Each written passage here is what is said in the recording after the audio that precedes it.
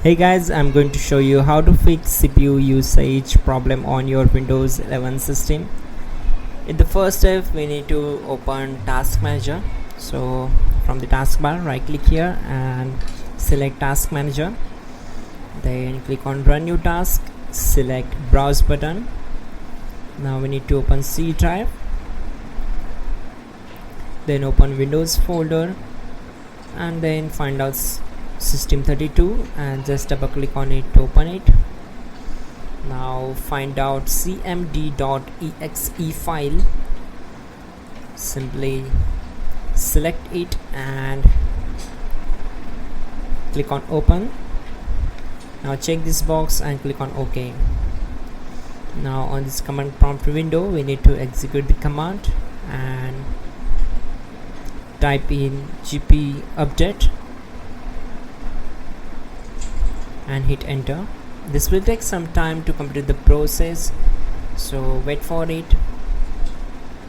Then we need to just type exit to close the command prompt window. Then go to search bar and type in cmd, or you can type command prompt. Then right click on it and select run as administrator, select S.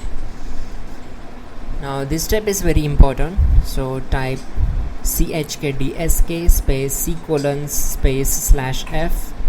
Then we need to type y,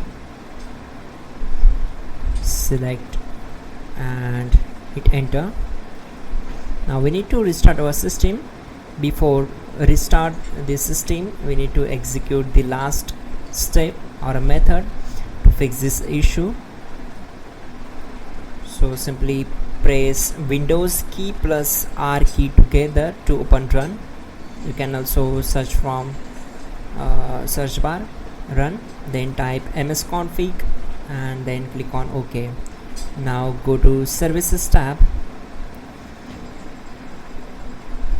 then check this box